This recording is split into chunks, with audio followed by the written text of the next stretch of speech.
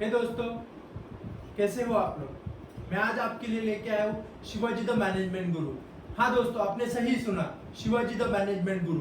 यही शिवाजी महाराज जिन्होंने शाइस्ता खान की उंगलियां काटी, यही शिवाजी महाराज जिन्होंने अफजल खान को मारा, यही शिवाजी महाराज जिन्होंने औरंगजेब को जीना मुश्किल किया, और यही शिवाजी महाराज जिनको प्रजा भगवान के ऊपर मानती है।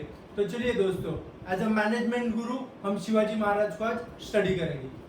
छत्रपति शिवाजी महाराज ने ये इतना स्वराज्य निर्माण किया, इसके पीछे काफी सारी वजह थी, मगर सबसे पहले एक वजह मैं आपको बताना चाहूंगा जिसमें से थी उनके लिए स्वराज्य सबसे पहले आता था, क्योंकि उनके लिए अपने दोस्त, अपना परिवार, अपने सारे सुख उनको स्वराज्य के बाद दिखाई देते थे। मैं आपको इतिहास के कुछ प्रसंगों में से एक उदाहरण देना चाहूंगा। जब शिवाजी महाराज के ऊपर अफजल खान ने हमला किया, तब शिवाजी महाराज की पत्नी काफी बीमार थी। वो इतनी बीमार थी कि शायद वो आगे जिंदगी ना जी सके, मगर तब भी शिवाजी महाराज ने अपने पत्नी का ख्याल न करते हुए स्वराज्य की रक्षा के लिए उन्होंने अफजल खान के साथ युद्ध किया। उसके बाद में जब उनका बच्चा 8 साल का था, तब उन्होंने स्वराज्य के खातिर उसको राजा मिर्जा सिंह के पास भेज दिया। और ना खुद से की छत्रपति शिवाजी महाराज ने, ना कि खुद, मगर अपने साथ ऐसे सैनिक तैयार किए थे जो सैनिक वक्त आने पर स्वराज्य को सबसे ज्यादा इंपॉर्टेंस देते थे। जैसे कि हम्बीराव मोहिते। हम्बीराव मोहिते ये छत्रपति शिवाजी महाराज के सेना के लीडर थे। उन्होंने अपने सगे भांजे को ये छत्रपति का किताब न देते हुए संभाजी महाराज के पीछे डट के खड़े रहे, क्योंकि उनको पता था कि संभाजी महाराज ही ये स्वराज्य को संभाल सकते हैं। और जब बात आती है उनके साथीदारों के लिए, तब हम एक नाम ले सकते हैं, तानाजी मालुसरे। तानाजी मालुसरे इन्होंने अपने बेटे की शादी छोड़ के वो खुद युद्ध करने चले गए, और वो वापिस अपने बच्चे की शादी में भी नहीं आ सके। तो ये थी शिवाजी महाराज के लिए उनकी कुर्बानी। शिवाजी महाराज का ह्यूमन मैनेजमेंट कैसा था, हम उसके बारे में देखेंगे। जैसे कि शिवाजी महाराज ने अपने साथ ऐसे लोग तैयार किए थे जो लोग ना कि स्वराज्य के लिए पीछे खड़े थे, मगर जब भी जरूरत पड़े तो शिवाजी महाराज के लिए, स्वराज्य के लिए मर मिटने के लिए तैयार थे। तो ये कैसे संभव हुआ? तो सबसे पहले आता है कि शिवाजी महाराज ने right work to the right person. Shivaji Maharaj ने हर एक आदमी को जो काम दिया वो उसके लिए योग्य था। तो हम एक एग्जाम्पल देखेंगे। जैसे कि अफजल खान ने स्वराज्य के ऊपर हमला किया, तब शिवाजी महाराज ने अपने कोई साथीदारों को न चुनते हुए जीवा महाला को चुना, क्योंकि जीवा महाला एक अच्छा दान पट्टा चलाने वाला आदमी था, और वो दान पट्टा ऐसा चलाता था जैसे कि अफजल खान के खेमे में सैयद बंडा चलाता था। इसलिए शिवाजी महाराज ने उसका चुनाव किया। उसके बाद में आता है सेकंड, ये था if you are responsible then you are answerable. Shivaji Maharaj ने जब भी कोई युद्ध लड़े या जो भी किसी के ऊपर जिम्मेदारी डाली, तो उनको वो जिम्मेदारी निभाने के लिए ना कि रिस्पॉन्सिबिलिटी दी, मगर उनको वो जिम्मेदारी के लिए आंसरेबल भी दिखाया। उसके बाद में आता है collect right peoples. Shivaji Maharaj के साथ सभी साझेदार योग्य थे जो स्वराज्य के लिए एक निष्ठ थे। उनका सबका एक ही गोल था कि हमको अपना स्वराज्य बनाना है, हमको अपना स्वराज्य बनाना है। और उसके बाद में आता है पीपल विद द सेम गोल, जो कि मैंने आपको बताया कि उनके साथ जो भी पीपल थे वो सारे पीपल स्वराज्य के लिए बहुत ही डेडिकेटेड थे। शिवाजी महाराज ने काफी लड़ाइयाँ लड़ी, उसमें से काफी इसमें शिवाजी महाराज विजयी हुए। उनके हर एक विजय के पीछे उनका ढेर सारा प्लानिंग एक रीजन था, क्योंकि जब शिवाजी महाराज के ऊपर अफजल खान ने आक्रमण किया, तब ये जानते ही शिवाजी महाराज ने उसके हाथी को मार डाला, जहर खिला के उसके हाथी को मार डाला। और जब अफजल खान को यह पता चला कि उसका हाथी मर गया है, तब वो अंदर से थोड़ा सा टूट गया, तो उसको डर लगने लगा कि ये अपने हार की निशानी है। तो उसने अपने 60 बीवियों को वहीं पे मार डाला, क्योंकि उसको भरोसा नहीं था कि वो जिंदा वापस आएगा या नहीं आएगा। उसके बाद में उन्होंने, अफजल खान ने काफी तहस नहस मचा दिया, जैसे कि वो गांव जलाता था, लोगों को मार डालता था, लोगों के जो खेत खलियान थे उसको उद्ध्वस्त कर देता था, और वैसे वैसे करते वो काफी आगे बढ़ रहा था। मगर तब भी शिवाजी महाराज ने ना कि अपने किले के बाहर आए, मगर उसके बाद उन्होंने माँ तुळजा भवानी की मूर्ति को भी तोड़ा, तब भी शिवाजी महाराज अपने किले के बाहर नहीं आए। तब जाके अफजल खान काफी गांवों को लूटता हुआ आ रहा था, तब शिवाजी महाराज ने प्रतापगढ़ को चुना। जब वो प्रतापगढ़ तक पहुंचे, तब उन्होंने अफजल खान को एक खलीता लिखा, और उस खलीते में उन्होंने बताया कि आप हमसे बड़े हो, आप हमारे पिता समान हो, तो आप हमें मिलने किले पे आ जाइए। तब और अफजल खान को ये पता था कि शिवाजी महाराज एक नेक दिल इंसान थे। तब अफजल खान ने बोला कि हम दोनों ही मिलेंगे और कोई सैनिक नहीं होगा। शिवाजी महाराज ने भी वो एक्सेप्ट कर लिया और उनकी मिलने का समय निश्चित हो गया। उनके मिलने का समय भी वो था कि 12:35। 12:35 क्यों? क्योंकि शिवाजी महाराज और अफजल खान मिलने वाले थे किले के नीचे और शिवाजी महाराज किले के ऊपर से किले के नीचे आने वाले थे। तो इसके लिए जब अफजल खान किले के नीचे से किले के ऊपर देखेगा तब उसको शिवाजी महाराज का क्या हलचल चल रही है वो न दिखे और सूर्य की किरणों के वजह से शिवाजी महाराज को अफजल खान की पूरी सेना क्लियर दिखाई दे। यही उसके पीछे रीजन था। और जब शिवाजी महाराज अपने अफजल खान से मिलने के लिए नीचे उतरने लगे तब उनको एक याद आया कि अगर अफजल खान ने अपनी दाढ़ी खींची तो उनको काफी तकलीफ हो सकती है। तो उन्होंने अपनी दाढ़ी काटने के लिए अपने एक सलाहकार को मशवरा दिया।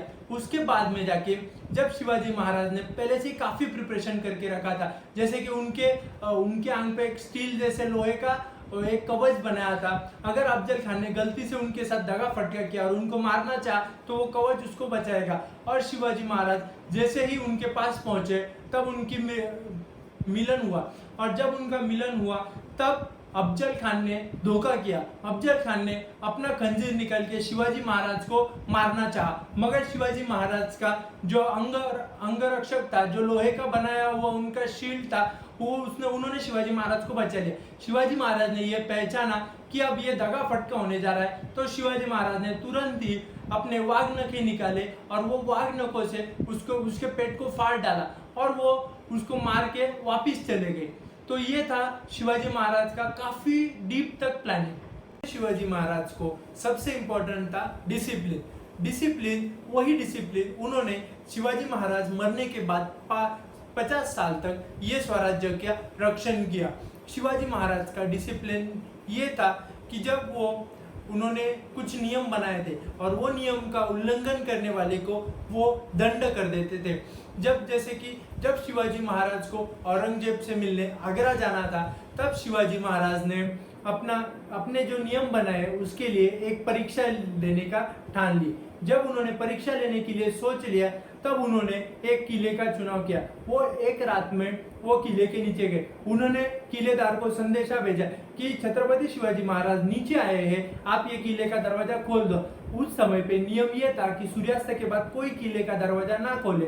तब किलेदार ने उनसे कहा कि महाराज आपने ये नियम बना के दिए हैं कि ये सूर्यास्त के बाद दरवाजा नहीं खोला जाएगा। तब शिवाजी महाराज ने कहा, अरे नियम मैंने बनाए, नियम मेरे लिए नहीं है, आप दरवाजा खोल दो। तब भी किलेदार ने पूरी रात भर शिवाजी महाराज को नीचे ही वेट करने के लिए कहा। उन्होंने किले का दरवाजा नहीं खोला। तब शिवाजी महाराज ने जाके उसको काफी बधाइयां दी। तब उसको लगा था कि अब शिवाजी महाराज हमको डांटेंगे, मगर शिवाजी महाराज को काफी प्रसन्नता हुई कि हमने बनाए हुए नियमों को ये किलेदार इतनी अच्छी तरह से निभा रहा है। आज के मैनेजमेंट का 5वां ये था सेंट्रलाइजेशन। जबकि शिवाजी महाराज ने ये ठान लिया था कि एक राज्य एक नियम होगा, सर्वधर्मों को या समान दर्जा दिया जाएगा। उसके बाद में जो भी संपत्ति होगी वो ये पूरे स्वराज्य की होगी। उन्होंने अपने राज्य में पूरे खेती का गिनती कर ली थी, यानी किसके पास कितनी खेती इसका पूरा रिकॉर्ड था। पूरे स्वराज्य में एक ही करेंसी चलती थी। यह था शिवाजी महाराज ने सेंट्रलाइजेशन किया था अपने प्रोसेस का। स्किल, वही कम्युनिकेशन स्किल जो एक लीडर को आसमान तक पहुंचाता है, वही कम्युनिकेशन स्किल शिवाजी महाराज में काफी ज्यादा हद तक बढ़ा था। क्योंकि जब शिवाजी महाराज रास्ते से चलते थे तब शिवाजी महाराज एक आदमी को देख के उसको पसंद कर लेते थे। अगर वो आदमी उनको पसंद आ जाए तो चलते चलते उसके कंधे पे हाथ रख देते थे। जैसे ही कंधे पे हाथ रखा तब उसके कान में 2 शब्द बोल देते थे, और जिसके कान में शिवाजी महाराज के 2 शब्द पड़े वो अपनी पूरी जिंदगी शिवाजी महाराज के लिए न्यौछावर कर देता था। यह था शिवाजी महाराज का कम्युनिकेशन स्किल। मैनेजमेंट का 7वां रूल है रिवॉर्ड्स। शिवाजी महाराज ने अपने जितने भी आदमी थे उनको काफी रिवॉर्ड दिए, काफी मोटिवेट किया।